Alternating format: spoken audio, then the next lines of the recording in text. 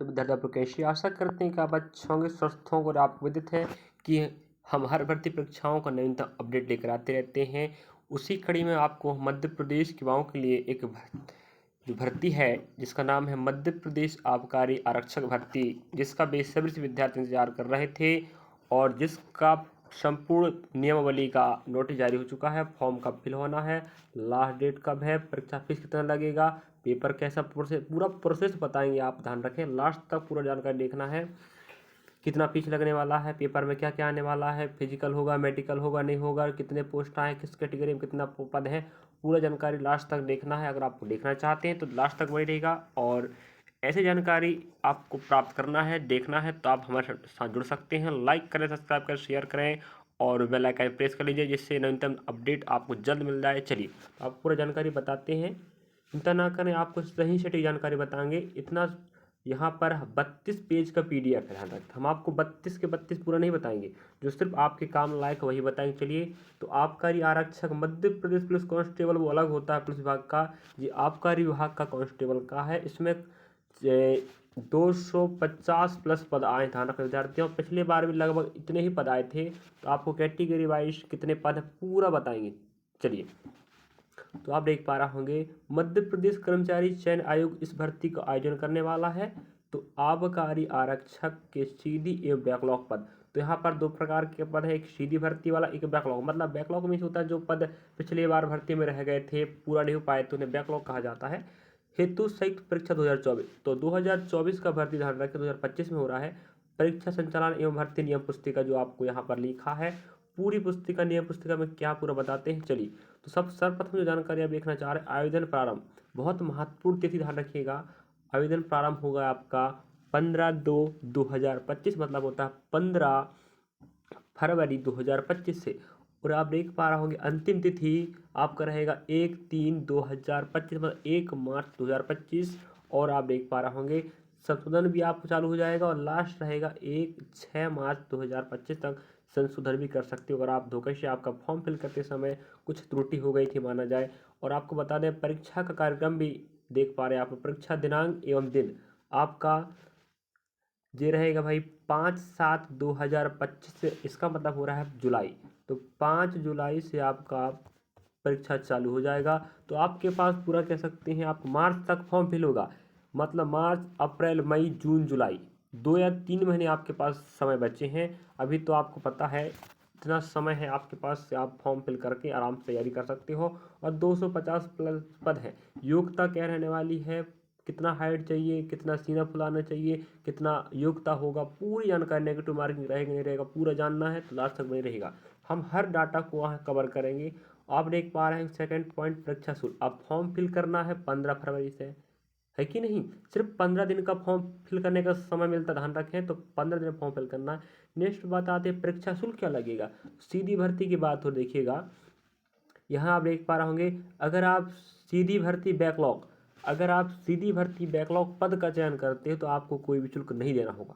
ध्यान रखिएगा, दो प्रकार के पद है, एक सीधी भर्ती, एक बैकलॉग वाला। अगर सीधी भर्ती मतलब इसमें सभी लोग फॉर्म फिल करेंगे, ऐसे पद है जो इस बार नवीन नवीन पद को हम सीधी भर्ती कहते हैं। और जो पद बच जाते हैं, शेष पद होते हैं जो पिछली भर्ती में आए थे लेकिन पूरा नहीं हो पाया उनका प्रोसेस, उन्हें हम बैकलॉग कहते हैं। अगर उनका चयन करते हैं तो आपको कोई भी शुल्क नहीं देना होगा। और अगर आप सीधी भर्ती का चुनाव करते हैं तो अनारक्षित मतलब UR के बच्चों को 500 रुपये प्रति, और साथ में SC ST OBC EWS और जो आपके दिव्यांगजन होते हैं और केवल मध्य प्रदेश के होने चाहिए, तब आपको 250 रुपये चार्ज करना पड़ेगा। वो 50 रुपये पोर्टल चार्ज देगा भाई, काम कराएगा, वो बात अलग है। चलिए, और यहाँ आप देख पा रहे होंगे 5/7 मीन्स होता है 5 जुलाई 2025 से आपका शनिवार से पेपर चालू हो जाएगा। 2 पाली में होगा, जी आपका काम का फिलहाल नहीं है, सिर्फ आपका काम का पेपर कब होगा, ठीक है। चलिए, वो जानकारी आपको सही बताएंगे, सटीक बताएंगे, लास्ट तक ध्यान रखें, बने रहें। चलिए, तो यहाँ पर आप देख पा रहे होंगे, यहाँ पर जी हमारे पास भाई पद कोड आपका पहला सीधी भर्ती है। 2 प्रकार की पद कोड ध्यान रखें, मैं पहले बता चुका हूँ, 2 प्रकार के पद इस बार आए हैं, एक सीधी भर्ती, एक सीधी भर्ती बैकलॉग, ध्यान रखेंगे। तो बैकलॉग का चयन करोगे तो कोई भी शुल्क नहीं लगेगा, सिर्फ वो ऑनलाइन काम करने वाला पैसा लेगा। आपको दोनों पद कोड चयन करना, ध्यान रखें, पैसा के चक्कर में एक ही पद कोड चयन करोगे तो गिनती के पद, ध्यान रखिएगा। आप देख पा रहे होंगे पद कोड 1 है, पद में का नाम सीधी भर्ती है, आबकारी आरक्षक सीधी भर्ती कार्यपालिक। आबकारी मीन्स होता है ऐसा विभाग जहाँ पर अवैध रूप से गांजा, अफीम तस्करी होता हो, शराब, इन चीज़ों में आपको देख रेख करना, ठीक है। और आबकारी आरक्षक है, इसमें कुल पहले पद कोड में सीधी भर्ती में 248 पद हैं। पद भली कम है, मेहनत आपको करना तरीके, ठीक है। तो आप देख पा रहे होंगे पद आपके पास 248 है, और आप यहाँ देखना है किस कैटेगरी में कितना पद, देखिएगा लास्ट तक बने रहिएगा। अगर आपको बात करें यूआर की बात करें तो आप देख पा रहे होंगे यहाँ ओपन मतलब होता है आपका पुरुष, और यहाँ महिला के देख रहे हैं 24, और ओपन आप देख पा रहे होंगे भूतपूर्व पर लिखा है 5 है, और 2 महिलाओं के लिए ध्यान रखें जी आपका रहेगा यूआर कैटेगरी। तो टोटल आप देख पा रहे होंगे 72, यूआर कैटेगरी के टोटल 72 पद हैं। उसी प्रकार ईडब्ल्यूएस की बात करें मतलब आर्थिक रूप से कमजोर, ओपन मतलब होता है पुरुष के लिए 14 पद हैं और महिलाओं के लिए 9 पद हैं कि नहीं। उसी प्रकार भूतपूर्व सैनिक की बात करें, पुरुष के लिए ओपन 2 है, महिला 1 है, इस प्रकार टोटल 26 पद है। तो आप समझ गए होंगे मैं क्या बताना चाह रहा हूँ। अगर हम एसटी की बात करें है कि नहीं, एसटी में ओपन 23 पद है, इसमें पुरुष आएगा और 13 आपका महिला रहेगा, और भूतपूर्व सैनिक में पुरुष 3 पद है और महिला 1 पद है, टोटल आपके पास 40 पद है। तो आप इस प्रकार से अनुमान लगा लीजिएगा। तो आप देख लीजिएगा यहाँ रहेगा आपका टोटल पुरुष, यहाँ टोटल महिला रहेगा, टोटल पुरुष भूतपूर्व सैनिक, टोटल महिला भूतपूर्व सैनिक, ठीक है। और जो टोटल आपका 248 पद रहेगा। तो आप लोग समझदार हैं, अपने कैटेगरी में पद देख लीजिएगा कितना पद है जी आपका 100% पर बना है। और आप देख पा रहा हूँ यहाँ पर जो आप जो देख रहे हो जो 14% के आरक्षण के अनुसार 87% का मुख्य आरक्षण लिखा है जी, क्या है जी 87% वाला है, ध्यान रखेंगे। यहाँ सिर्फ यूआर और ओबीसी कैटेगरी के विद्यार्थियों का पद कम ज़्यादा होगा, ठीक है, ध्यान रखें, बाकी सबका नॉर्मल रहेगा। और यहाँ देख पा रहे होंगे आप लोग, यहाँ पर रहेगा 13% वाला, ठीक है, काल्पनिक। तो यहाँ पर हम पहले बता चुके हैं यूआर और ओबीसी के विद्यार्थियों का पद बस यहाँ रहेगा 87 और 13 के साथ। चलिए तो आप लोग देख सकते हैं भाई, अब आपको हम बता चुके हैं पद कोड 2 है, तो सीधी भर्ती वो हो चुका कि पद कोड सेकंड में है सीधी भर्ती बैकलॉग। आबकारी आरक्षक टोटल 5 पद है, और आप देखिएगा बैकलॉग पद सिर्फ एक पद एसटी के लिए है, एससी के लिए, शेड्यूल कास्ट के लिए, वो भी पुरुष के लिए, महिला के लिए कोई बैकलॉग पद नहीं है। वहीं पर आप एसटी के पद देखेंगे तो पुरुष के लिए 3 पद है, महिला के लिए 1 पद है। इस प्रकार टोटल 4 पद हैं एसटी के लिए और 1 पद है एसटी के लिए, कुल मिलाकर आप पास 5 पद हैं। सिर्फ एसटी और एसटी के लिए यहाँ पर बैकलॉग पद हैं जो पिछली बार नहीं भर पाए थे। चलिए और जानकारी आप बताते हैं कम। चलिए इस बात की भी आप देख पा रहे होंगे पद का वेतन, अगर आपका चयन हो जाता है इस भर्ती परीक्षा में तो आपको पता है कि आपका नाम रहेगा आबकारी आरक्षक, पद का नाम, और वेतनमान की बात करें जो रहेगा 19,500 से 62,000। ये तो मध्य प्रदेश पुलिस कांस्टेबल का वेतन के बराबर है। दोनों का पद का जो समान ग्रेड रहेगा भाई, है कि नहीं। बस चलिए विभाग बस अलग रहे। चलिए अब नेक्स्ट पॉइंट आता है कि आयु कितनी होनी चाहिए, है कि नहीं। पूरा जानकारी लास्ट तक देखना। आयु सीमा की बात करें तो आप देख पा रहे होंगे, पहला है खुली प्रतियोगिता में सीधी भर्ती में भरे जाने वाले पदों के लिए, ठीक है। और यहाँ पर हमें बात कर रहा है न्यूनतम 18 साल होनी चाहिए और अधिकतम कितना 33 धारा, ठीक है। अगला देख पा रहे हैं महिला आवेदक अनारक्षित वर्ग युवार के वर्ग की बात हो रही है। पुरुष महिला आवेदक आरक्षित वर्ग एसटी अन्य पिछड़ा वर्ग और शासकीय निगम मंडल स्वशासी संस्था के कर्मचारी नगर सेन, इनकी बात हो ध्यान रखें यह हमें छूट मिला है, मतलब 5 साल का अतिरिक्त छूट रहेगा। ध्यान रखें विद्यार्थियों, 18 साल तो मिनिमम दोनों का है, लेकिन एसटी एससी ईडब्ल्यूएस और नगर सेवा सैनिक इस प्रकार से आप यहाँ पर देख पा रहे इनके लिए रहेगा 5 साल का छूट रहने वाला है। चलिए तो आप देख पा रहे होंगे न्यूनतम आपको 18 साल होना अनिवार्य है, और युवा के पुरुष के लिए रहेगा आपका 33 साल, बाकी अन्य के लिए आपको 5 साल का छूट मिल जाएगा। ध्यान रखें ईडब्ल्यूएस के विद्यार्थियों को भी क्या मिला है, छूट यहाँ नहीं मिला है, ध्यान रखना। चलिए तो आप यहाँ देख लीजिएगा, आगे जाकर बताते हैं, देखिएगा। और अगर आपका माना जाए कि आपका विवाह हो चुका है तो आपको बता दें बच्चे संबंधित कोई उम्मीदवार जिसकी 2 या 2 से अधिक संतान है, 2 से अधिक, अगर जिस भी उम्मीदवार जो फॉर्म फिल कर रहा है जिसके बच्चे 2 से अधिक हैं, जिनमें से एक का जन्म 26 जनवरी 2001 या उसके पश्चात हो, किसी सेवा या पद पर नियुक्ति के लिए पात्र नहीं होगा। ध्यान रखिएगा ये बात ध्यान रखें, जिस भी विद्यार्थी या उम्मीदवार का शादी हो चुका है, जिसके 2 बच्चे हैं, तो 2 से अधिक हैं, और जिसमें से एक किसी बच्चे का 26 जनवरी 2001 के पश्चात, मतलब एक 26 जनवरी 1 के पश्चात नहीं होनी चाहिए, ध्यान रखें। अगर उसके पहले हो चुका था 2 बच्चे 3 बच्चे बात अलग है, लेकिन उसके बाद अगर किसी भी उम्मीदवार के 2 से अधिक बच्चे हैं तो वो फॉर्म फिल भी कर देता है, तो पात्र नहीं माना जाएगा, ध्यान रखें। अगला अगला बहुत महत्वपूर्ण चीज़ देख पा रहे हैं आप लोग, न्यूनतम शारीरिक अहार्ता, मतलब न्यूनतम शारीरिक योग्यता क्या होनी चाहिए, ये बहुत महत्वपूर्ण है। अगर आप लोग इन शारीरिक अहार्ता को फॉलो करते हैं, आपके पास अहार्ता है, तो ही फॉर्म फिल करें, इसका मतलब तभी आपका चयन हो पाएगा। ध्यान रखें, पहली पॉइंट देखिएगा, हम पूरा पॉइंट कवर करवा रहे हैं, टेंशन ना लें आप लोग।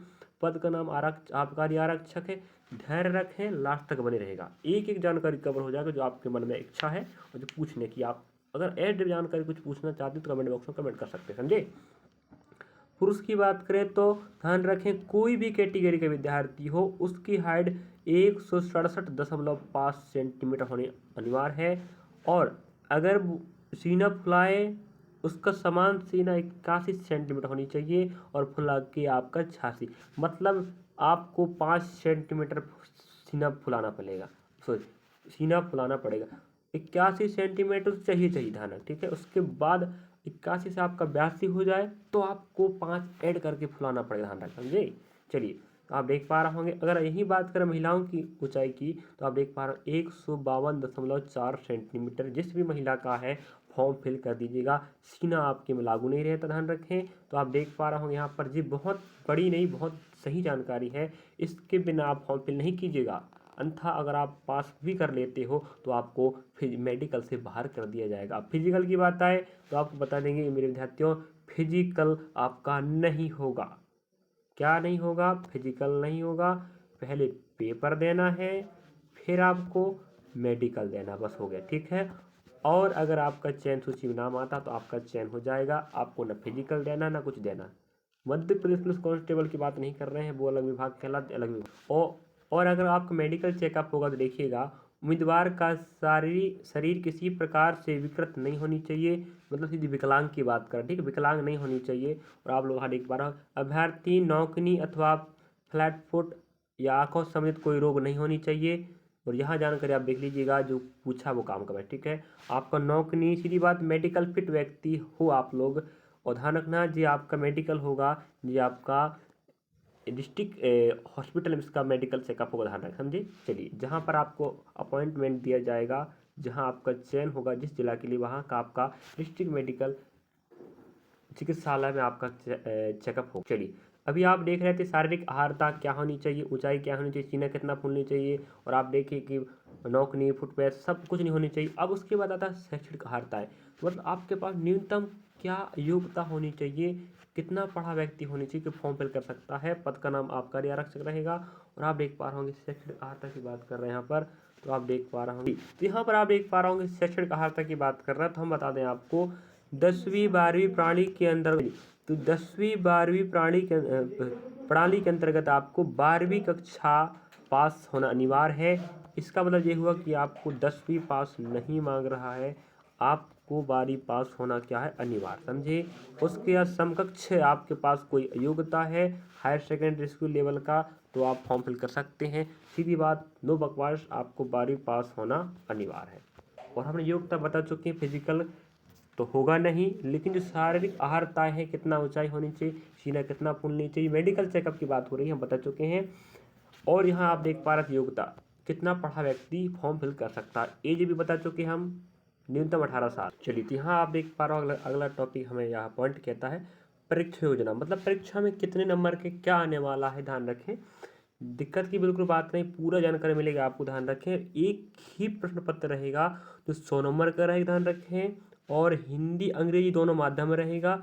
आप जिसका भी चयन करना चाहते चयन कर सकते हैं। और जो प्रश्नों का स्तर रहेगा वो हाई स्कूल का स्तर रहेगा, ध्यान रखें, मतलब आपको 12वीं तक का आपका पाठ्यक्रम का प्रश्न पूछा जाएगा। और यहाँ पहला पॉइंट हमें कहता है सामान्य ज्ञान व तार्किक ज्ञान, सीधी बात कहें जीकेजीएस की बात कर रहे हैं, 40 नंबर का आएगा। बौद्धिक क्षमता व मानसिक अभिरुचि, मतलब रीजनिंग होता है, जो आएगा 30 नंबर का। और विज्ञान और गणित की बात कर रहा है, जो आपको आएगा 30 नंबर का। इस प्रकार से आप हो जाएंगे टोटल 100 नंबर का। तो ऐसा प्रश्न आपको मिलने वाला, ध्यान रखें। और आपको ध्यान रखेंगे इसके चयन के बाद अगर आपका सूची में नाम आता तो बहुत अच्छी बात है। चलिए, और सभी वर्गों के लिए अलग अलग से क्या बनाई जाएगी सूची, ST EWS, मतलब हर वर्ग के लिए अलग अलग से कट ऑफ के अनुसार क्या बनेगा, परिवर्तित सूची बनेगी। अगर आपका वरीयता सूची में नाम आ जाता है, ध्यान रखेंगे मेरिट में, तो आपका क्या होगा विद्यार्थियों, शारीरिक मापदंड परीक्षण होगा, फिर आपको प्रशिक्षण हेतु पहुंचाया जाएगा। तो आपको वरीयता सूची में नाम लाना है। इसके बाद आपका शारीरिक मापदंड होगा, फिजिकल नहीं होने वाला, ध्यान रखें, ओनली मेडिकल टेस्ट होगा। इसके बाद आपको चयन सूची के देने के बाद आपको फिर प्रशिक्षण में भेजा जाएगा। अगला पॉइंट आप देख पा रहे हैं मूल्यांकन पद्धति की। आपको मूल्यांकन किस प्रकार से होगा, ध्यान रखें। तो वस्तुनिष्ठ मतलब होता है विकल्प वाला आपको प्रश्न मिलेगा, जिसमें 4 विकल्प होंगे, ध्यान रखें। एक सही उत्तर के लिए आपको एक अंक दिया जाएगा, मतलब 100 प्रश्न रहेंगे जो आपके 100 नंबर के, ध्यान रखें। आप बता चुके हैं कि किस टॉपिक से कितना नंबर का प्रश्न आने वाला है। और ऋणात्मक मूल्यांकन नहीं होगा, मतलब अगर आप गलत भी प्रश्न बनाते हैं माना जाए तो आपका कोई भी अंक नहीं काटा जाएगा। और साथ में पहला पॉइंट आप समझ गए, एक प्रश्न सही के लिए 1 नंबर मिलेगा और गलत करने पर आपका नंबर नहीं काटा जाएगा। दिक्कत की बात नहीं है, सीधी बात, तुक्का भी मार सकते हो, सीधी बात कहें आप, ठीक है। परीक्षा में सही प्रश्नों की संख्या प्रदर्शन उपरांत अभ्यर्थी द्वारा सभी प्रश्नों की संख्या एवं पासवर्ड को कंप्यूटर स्क्रीन पर अंकित करने का प्रावधान होगा। अभ्यर्थी द्वारा अंकित सही प्रश्नों की संख्या एवं प्रदर्शित समान होने पर ही सबमिट किया जा सकेगा। मतलब ध्यान रखेंगे, आप पेपर देंगे जिसके बाद आपके स्क्रीन पर एक रॉ मार्क आपको दिखाई देगा, स्कोर दिखाई देगा।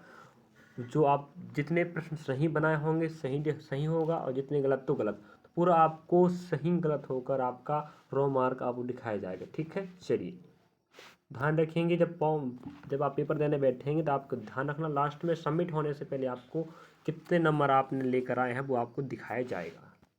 और जो भी परिणाम रहेगा, ध्यान रखें, वो परीक्षा के सभी चरणों में संपन्न होने के बाद अभ्यर्थी का परिणाम ESB मतलब होता है एम्प्लॉय सिलेक्शन बोर्ड, मतलब मध्य प्रदेश कर्मचारी चयन बोर्ड का जो मेन वेबसाइट है, यहाँ पर आपको शेयर किया जाएगा। अलग से आपको डाक के माध्यम से कोई भी जानकारी नहीं दी जाएगी, ध्यान रखेंगे। चलिए, एक बार और देख सकते हैं आप लोग, यहाँ पर आप देख पा रहे होंगे आवेदन पत्र भरने की समयावधि एक बार और रिपीट कर देते हैं।